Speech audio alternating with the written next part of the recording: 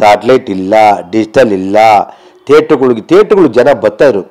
ಈ ಕೆಲವರು ಮಧ್ಯವರ್ತಿ ಬ್ರೋಕರ್ಗಳು ಏನು ಮಾಡ್ಬಿಟ್ಟಾರೆ ಅಂದರೆ ಸ್ಟೂಡೆಂಟ್ಗಳು ಕರೆಯೋದು, ಬಿರಿಯಾನಿ ಕೊಡೋದು, ಥಿಯೇಟ್ರಿಗೆ ನುಗ್ಸೋದು. ಇದು ವ್ಯಾಪಾರ ಅಲ್ಲ. ಮನೋರಂಜನೆ ಅಂದರೆ ಜನ ಬಂದು ನೋಡಬೇಕು ಸಿನಿಮಾ. ನನ್ನ ಜೀವನ ಅದು ಮಾಡೋಕ್ಕೆ ಇಷ್ಟಪಡಲ್ಲ. ಏನಾಗ್ಬಿಟ್ಟಿದೆ ಅದಕ್ಕೆ ಅಂತ ಬ್ರೋಕರ್ಗಳು ಉಟ್ಕೊಂಬಿಟ್ಟವ್ರೆ. ಆಮೇಲೆ ಎಲ್ಲಾದರೂ ಜನಗಳನ್ನ ಥಿಯೇಟ್ರಿಗೆ ಕಾಸು ಕೊಟ್ಟು ಕಳ್ಸೋಕ್ಕಾಗತ್ತಾ?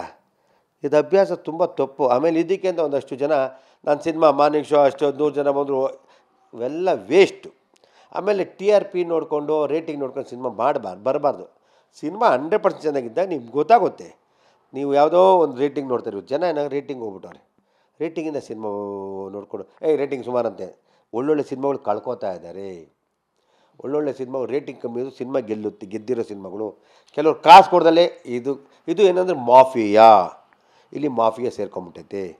ತುಂಬ ರೀತಿ ಎಲ್ಲರಿಗೂ ದುಡ್ಡು ಬೇಕು. ಕರೆಕ್ಟು, ನಿಮ್ಗೆ ಎಲ್ಲರೂ ದುಡ್ಡು ಬೇಕು.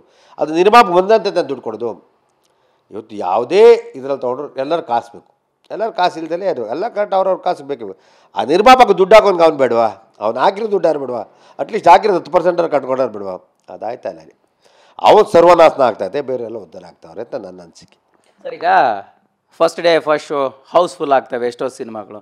ಬಟ್ ಆದರೆ ನೆಕ್ಸ್ಟ್ ಒಂದು 3-4 ದಿನ ನೋಡಿದ್ರೆ ಜನನೇ ಥಿಯೇಟ್ರಲ್ಲಿರಲ್ಲ ಅನ್ನೋಂಥದ್ದು. ಒಂದಿಷ್ಟು ಸಿನಿಮಾಗಳಿಗೆ ಚೆನ್ನಾಗಿ ರಿವ್ಯೂ ಸಿಕ್ಕರೂ ಕೂಡ ಜನ ಥಿಯೇಟ್ರಲ್ಲಿ ಇರಲ್ಲ. ಸೊ ಈ ಥರದ ಪರಿಸ್ಥಿತಿ ಎಷ್ಟು ಡಿಫಿಕಲ್ಟ್ ಆಗಿದೆ ನಮ್ಮದು.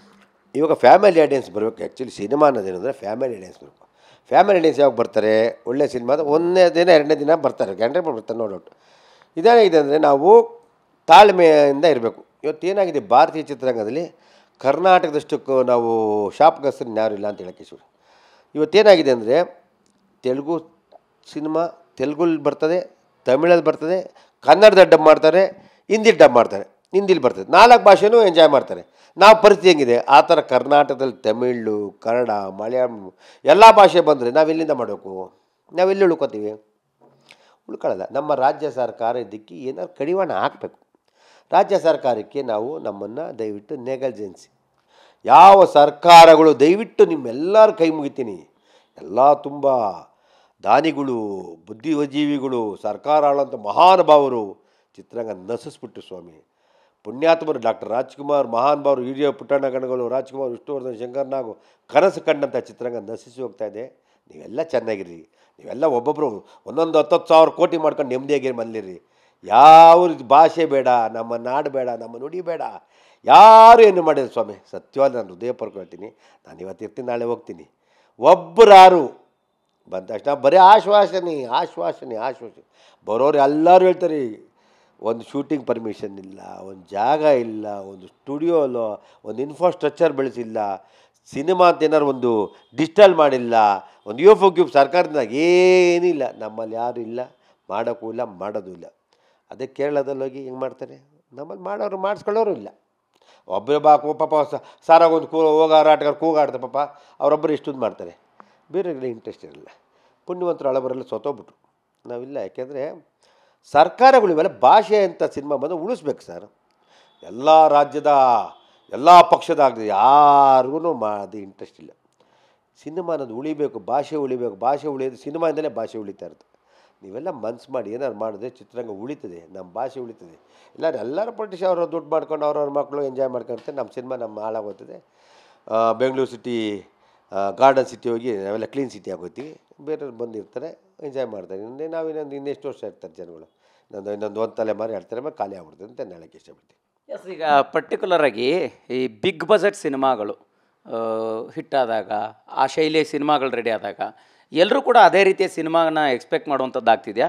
ಮತ್ತು ಸ್ಟಾರ್ಗಳಿಗೆ ಅಂಥ ಸಿನಿಮಾಗಳನ್ನು ಮಾಡುವಂಥ ಹೊರೆ ನಿರ್ಮಾಪಕರಿಗೆ ಆಗ್ತಾ ಇರೋದ್ರಿಂದ ಇಂತಹ ಸಮಸ್ಯೆ ಕೂಡ ಆಗ್ತಿದೆಯಾ? ಅಂದರೆ ಈಗ ಸಣ್ಣ ಬಜೆಟ್ ಸಿನಿಮಾಗಳಂದರೆ ಅದನ್ನು ಕೇರ್ ಮಾಡೋರು ಇಲ್ವಾ ಅನ್ನೋಂಗಾಗಿದೆಯಾ, ಹೆಂಗೆ ಅಂತ? ಸರ್, ಇವಾಗ ಸ್ಟಾರ್ ಬಜೆಟ್ ಒಂದು ಡಿಫ್ರೆಂಟ್ ಕತೆ ಮಾಡಿದಾಗ ಬಜೆಟ್ ಕೇಳುತ್ತೆ. ಮಾಮೂಲು ಕತೆ ಮಾಡಿದ್ರೆ ಬಜೆಟ್ ಕಷ್ಟ. ಬಜೆಟ್ ಸಿನಿಮಾ ಯಾವತ್ತೂ ಜನ ಕೇಳಲ್ಲ. ನನಗೆ ಗೊತ್ತಿದ್ದಂಗೆ ನಿನಗೆ ಕಂಟೆಂಟ್ ಮನ್ಸಿಗೆ ಇಷ್ಟ ಆಗಬೇಕು. ಪಾಪ ಜನ ಬಜೆಟ್ ಏನು ಮಾಡ್ತಾರೆ, ಅವ್ನು ಇಂಗ್ಲೀಷ್ ಸಿನಿಮಾ ನೋಡ್ತಾನೆ. ಇವತ್ತೇನು ಇಂಗ್ಲೀಷ್ ಗ್ರಾಫಿಕ್, ಇವತ್ತೆಲ್ಲ ತುಂಬ ಗ್ರಾಫಿಕ್ ಅಷ್ಟೇ. ಅದರಲ್ಲಿ ಬೇರೆ ಇನ್ನೇನು ಗ್ರಾಫಿಕ್ ಆಗ್ತಾರೆ. ಇದನ್ನು ಎಷ್ಟು ಸಿನಿಮಾ ಬರ್ತದೆ ಗ್ರಾಫಿಕ್. ಆಮೇಲೆ ದೊಡ್ಡ ಹೀರೋಗಳ ಬಜೆಟ್ ಅಂದರೆ ನಮ್ಮಲ್ಲಿ ದೊಡ್ಡಿಟ್ಟು ಅಂದರೆ ಒಂದು 40-43 ಮೇಲೆ ಕ್ರೋಡ್ಸ್ ಮೇಲೆ ವೈರಲ್. ಒಂದೇ ಒಂದು ಕಾಂತಾರ ದೊಡ್ಡಿಟ್ಟು ಜನ ಹೈಯೆಸ್ಟ್ ನೋಡಿದ್ದು. ಜನಗಳು ಹೈಯೆಸ್ಟ್ ನೋಡಿದಂಥ ಸಿನಿಮಾ ಸಾರ್ವಜನಿಕರಲ್ಲಿ ದೊಡ್ಡಿಟ್ಟು ಕಾಂತಾರ. ಜನಗಳು ಬಂದು ಅವತ್ತು ಯಜಮಾನ, ಬಂಗಾರ ಮನುಷ್ಯ ಆ ಥರ ಆದಮೇಲೆ ಆಪ್ತ ಮಿತ್ರ ಈ ಥರ ಕಾಂತಾರ ಒಂದು ಜನಗಳು ಬಂದಂಥ ಸಿನಿಮಾ. KGF ಸಿನಿಮಾನು ದೊಡ್ಡಿಟ್ಟು, ಆದರೆ ಅದನ್ನು 100-150 ರೂಪಾಯಿ ರೇಟ್ ಮಾಡಿದ್ದು, 100 ರೂಪಾಯಿ ರೇಟ್ ಇಟ್ಟು ಈ ಥರ ಮಾಡೋದಕ್ಕೆ ದೊಡ್ಡಿಟ್ಟು ಕಾಂತಾರ. ಆ ಥರ ಕೆಲವು ಸಿನಿಮಾ ಕಂಟೆಂಟ್ ಓರಿಯೆಂಟ್. ಕಾಂತಾರ ಏನು ಖರ್ಚಾಗಿತ್ತು? ಸುಮಾರು ಒಂದು 7-8 ಕೋಟಿ ಏನಾಗಿತ್ತು. ಅದು ಮಾಡಲಿಲ್ಲ, ಒಂದು 200-300 ಸಿನಿಮಾ ಬೇಕು ಸರ್. ಒಳ್ಳೆಯ ಸಿನಿಮಾ ಮಾಡಿದಾಗ ಜನ ಪ್ರೇಕ್ಷಕ ಆಮೇಲೆ ಇವತ್ತು ದೊಡ್ಡಿಟ್ಟು ಪುಷ್ಪ ಅನ್ನೋದೊಂದು ಸಿನಿಮಾ, ಎಲ್ಲ ಭಾಷೆ ಕನ್ನಡ, ಹಿಂದಿ, ತಮಿಳ್ನಾಡು, ಕರ್ನಾಟಕ 44-45 ಕೋಟಿ ಕಮ್ಮಿ. ಅದ್ರ ಮೇಲೆ ಬರಲ್ಲ. ನಮ್ಮಲ್ಲಿ ಕಷ್ಟ ರೆವಿನ್ಯೂ. ಸುಮಾರು ಹಳ್ಳಿಗಳಲ್ಲಿ ಜೀವನ ಮಾಡೋದೇ ಕಷ್ಟ ಆಗಿರುತ್ತೆ ಜನಗಳು ಪಾಪ. ಸುಮಾರು ಫಸ್ಟು 1500 ಥಿಯೇಟ್ರ್ ಚಿತ್ರಮಂದಿರ ಇರ್ತಿತ್ತು, 400 ಥಿಯೇಟ್ರ್ ಮಂದಿರ ಎಲ್ಲ ಕ್ಲೋಸ್ ಮಾಡ್ಕೊಂಬಿಟ್ಟವ್ರೆ. ಎಲ್ಲ ಬಾಡಿಗೆ ಬರಲ್ಲ.